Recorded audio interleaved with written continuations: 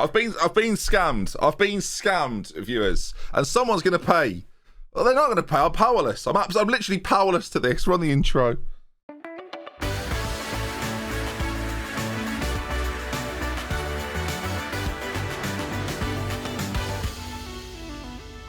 Folks, welcome back to AFC Thames as you join me at the very end of the transfer window. Now, I was hoping to bring you some transfers, some really exciting money-based transfers. I can't do anything. I can't believe it, viewers. So, in this January window, I've been a busy boy. And by a busy boy, I mean I've sold one player. That player is Oliver Blake. He's left us. The investment we made in Oliver Blake a while ago of £475, it's fair to say, viewers, as you can see there, has paid off. We've had a player get a 6.77 following a 6.65 season, and now £1.1 million is in the bank. Now, viewers, it's not as straightforward as you'd think. Now, Fulham made an offer of £350,000. You can see it there. I was like, wow, 1.5 million will get it done, Fulham.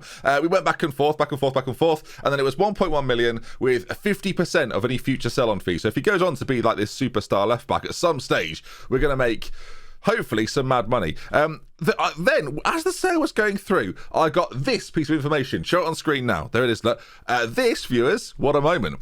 The board are going to give me all the money to put into the transfer kitty. I was ecstatic. Genuinely couldn't believe it. All my Christmases had come at once. And then we go to the balance. Where is it? Where is it? They've taken it off the balance sheet. It says 0% of the transfer revenue has been made available. Don't tell me it will be available then. Don't tell me in text. Because I read that. I went, get it done. Get it through the door. 1.1 million. Let's go crazy. They just wiped some of the balance. We're still in loads of debt. Of course, in future seasons now, when we get solidarity payments and things like that, it means we'll be in a better position financially. But, and this is a big but, I thought I was going to get it. I've been scammed. The board, they're none the wiser. But where's the money? They're useless. So I'm enraged, viewers. Absolutely enraged. And to be fair, the form in the January period has been all right. Of course, last episode, we had an embarrassing defeat to Rotherham. Forest Green, Crawley and Blackburn have been beaten since then. There were 3-4 defeats at Chesterfield. It's always Chesterfield. That means we are top of the table.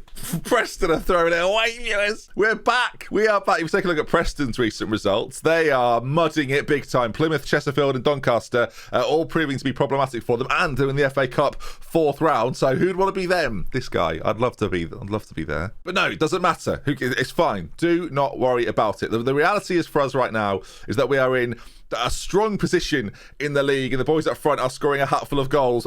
Mate below is doing some ridiculous things for me this season. I'm very much in love with him. And today, then, we're going to play Plymouth and Sheffield Wednesday, although recent videos have suggested that me saying I'm going to play 2 games relies massively on the first game. So we'll see how we get in that one before we go on to Sheffield Wednesday. It could be a double, viewers. You'll know. You've seen the length of the video. Right, let's get stuck in. Team for this episode, then. Doherty will be in goal. Wells, Cook, Pack and MacArthur. Now we are left back for the foreseeable future. He was there anyways, but 1.1 million. Renatino, Tete, Barras, Reed, below, and Solomon. Suspensions to Russell, Stone, and Welsh. 3 players that would probably start or very much be in the first team if available. So we're not on full strength today, but we're still with the front 2 that we've got for 65 goals so far this season, and it's the end of January. I give ourselves a chance. Now, of course, there'll be some of you questioning why we sold him. I don't get the money. I don't get to do anything with the money. I thought I was going to get the money. To be fair, thought I was going to. But why did I accept a deal for him? Maybe could we have got more in the future? No, he had 1 year left on his contract. 18 months left on his contract. He wasn't that good. He wasn't really developing. Fulham are idiots. So, money. We'll have the money. And if it gives us a bit more stability going into the summer and then in future seasons, then to me it was probably worth it. I need to look for more players like Oliver Blake, because if we can keep doing that, we are just going to roll the money in. All right, we're now playing Plymouth. 2 players have been booked immediately. MacArthur, don't get sent off. We've got a very few amounts of left backs. And of course, because we've got no money, we've been given no money and we remain in debt, they've just had a player called Hoey cross the ball in. Gavin, I wonder if he's related to David. Plymouth lead. Look, we'll keep talking about the transfer stuff. If we now lose MacArthur, because we've got no wage money left, we're 5k in debt with that. I thought that was going to be wiped. Nope. Yeah, it's a problem. in summary, it's a problem. I've got one left back now for the remainder of the season. If he gets injured or sent off, then I don't know. I don't know what happens. Renatino hopefully can play there, but he's already filling in a left wing, so it's chaos. Tony Stone keeps getting himself self-suspended or sent off, and he's missed about 17 games in a row at the moment. It's a nightmare, viewers. And also, we're losing to Plymouth. The weather's terrible, which is annoying me. I'm far from pleased with what I've just seen. We've got to try and motivate here, as this is not going to plan at all. Now, this is something we've done a few times before. We're going to do it again, just changing up the shape a little bit. Reed's going to play a little bit more pushed on. In fact, I'm going to have him attacking as well.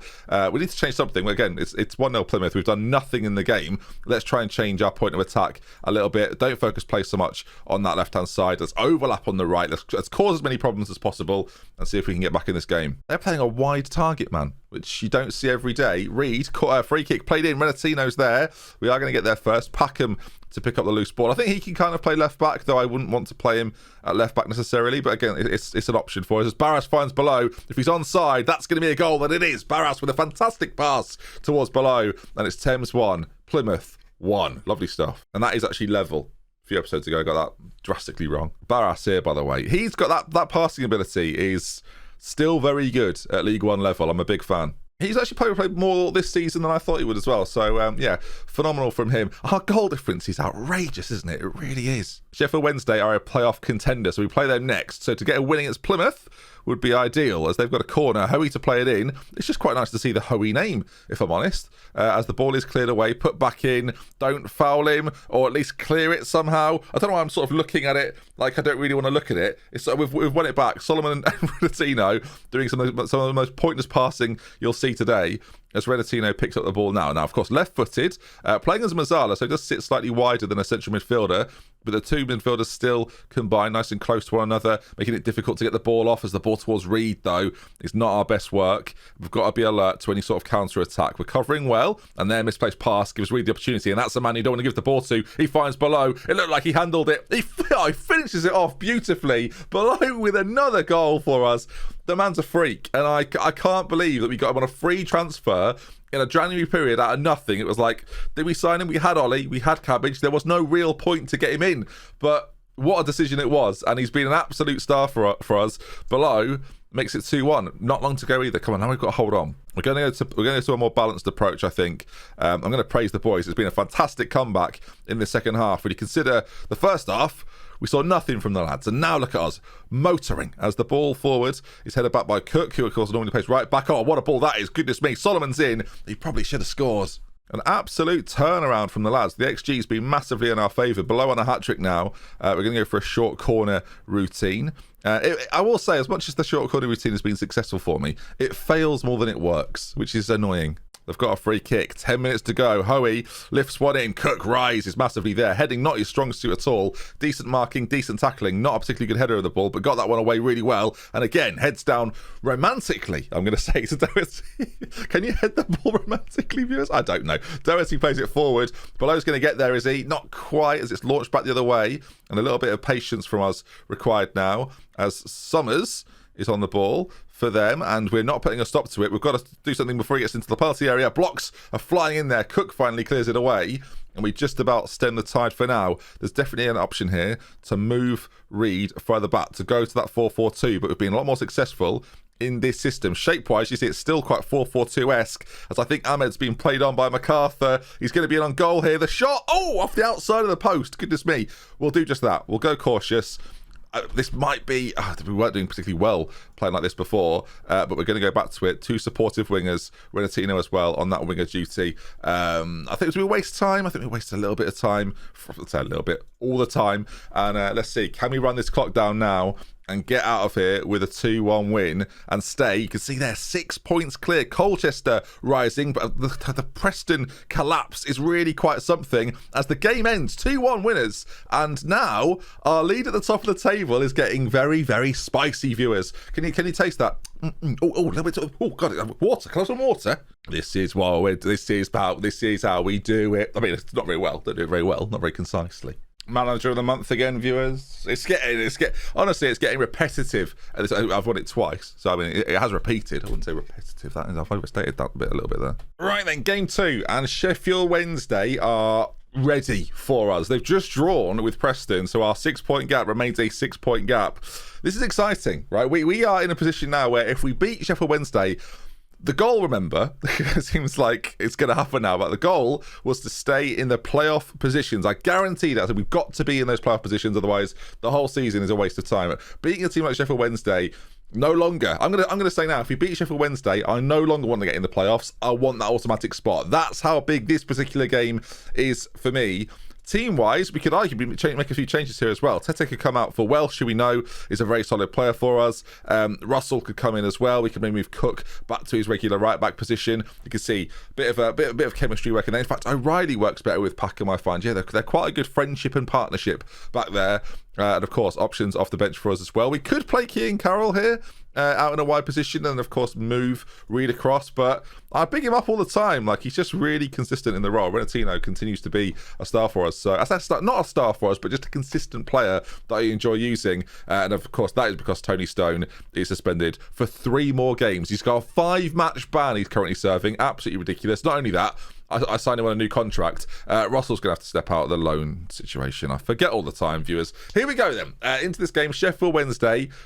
I feel like this is a big game, a really big game. Okay then, Thames versus Sheffield Wednesday, and now things are going to get very interesting. Now, of course, we're going to stay on our positive way of playing, and hopefully it brings about some successes for us as Reed to Barras to below. We're in already, viewers. We're 5 minutes in, and whoa, he's whacked it in. Barras to below. The B&B connection continues to thrive. I wish they had a green line between them. The amount of times Barras assists him feels ridiculous at this stage. Reed plays it inside, and then it works nice, or lays it back, I should say. And then, the ball over the top is fantastic. The finish from below, it's not a very good angle of it, I must say. It's fantastic, though. I mean, easy mode for us right there. As we go to this second camera angle, he's completely level, arguably like half an inch off, but whatever. We'll take it 1-0. And the dream start chance, though, for Sheffield Wednesday to get back in on this as the header from Harewood goes towards goal, but it sails just wide.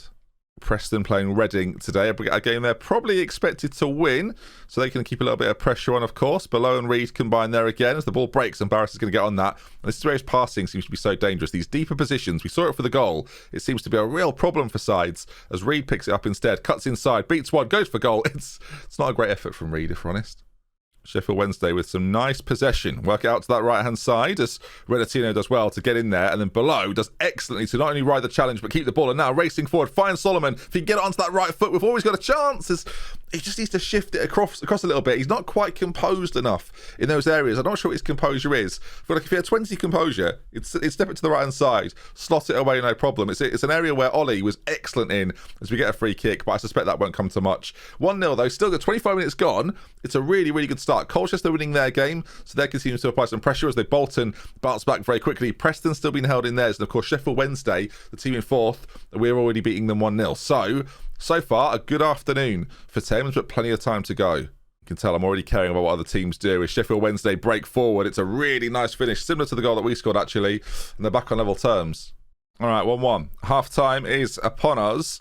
This isn't suggesting we say we're not happy. I'm not really. Apart from the goal, it's been pretty absent of some real quality in our side. Maybe MacArthur can begin to change that as Solomon now. With the pace he's got, Below's in the centre, the movement of Below, the pace of Solomon, Below's there. Well, ordinarily, I'd expect him to score that. It didn't happen this time, though. Done this a few times, going from positive back to balance, keeping it a little bit more rhythmic as the midfield for them are playing pretty well. And Welsh for us, I should say, is not having the best game. Tessa's going to come on to replace him. Played well in the last game.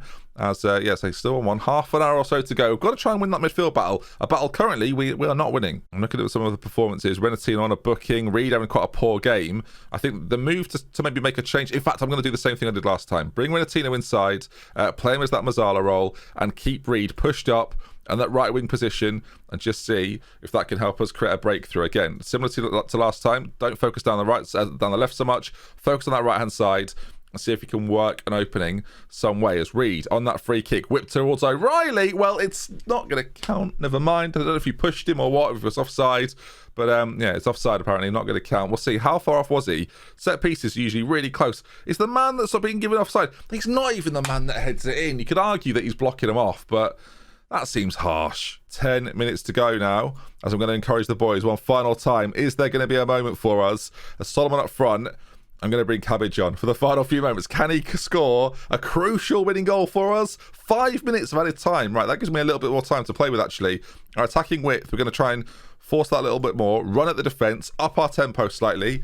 Is there going to be a final twist in this game? Well, there's going to be a highlight with 2 minutes to go. Will it go our way? It finds Reed. It's a great ball from Doherty as Reed now racing forward. He's got options in the centre. Cabbage, remember, the big lad. Below's there. Barras switches it across. Tete! Oh, he's missed it. I can't believe it. Oh, it's seen for all the world that he'd score. And now Sheffield Wednesday with a little bit of possession. And this game certainly isn't over yet. If they snatch this now, late on, we've had a golden opportunity.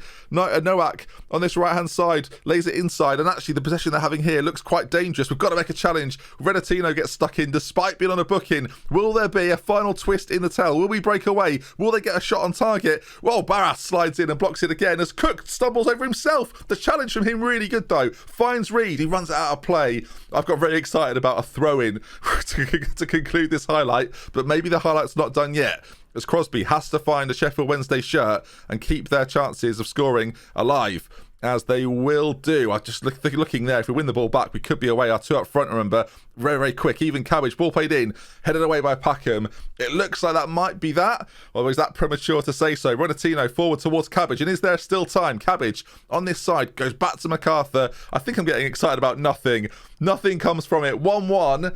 It's quite a poor performance from us, actually. XG-wise, we edge it, but we've really not done enough there, and I guess that sometimes that's going to happen against the higher quality sides. I'm exhausted about a 1-1 because I felt like there it was building up to something and it never came. So I feel like we've been teased there, viewers. That's going to conclude then. How does that leave the league table looking, as we've got not that many games to go, really? About 12, I think it is. That might have been game 34 of the season. Let me just remind myself. There it is. Yeah, game 34. We are a huge 7 points clear of Sheffield Wednesday and of Colchester, as Preston get a really important win on their end, a 3-0 win over Reading. I said pre-game that if we win it, I want the automatic spots. It's not quite enough yet, but we're getting very, very close. I think if we get like 36 games gone and it's around a 10-point gap, then yeah, then I'm all in. That is going to conclude, though, today. If you've enjoyed today's video, please do drop a like on it. If you want to see some more, make sure you're subscribed, and we love with care. From me, it's Benji. Until next time, I'll see you again very, very soon. Goodbye. Another lie down required again.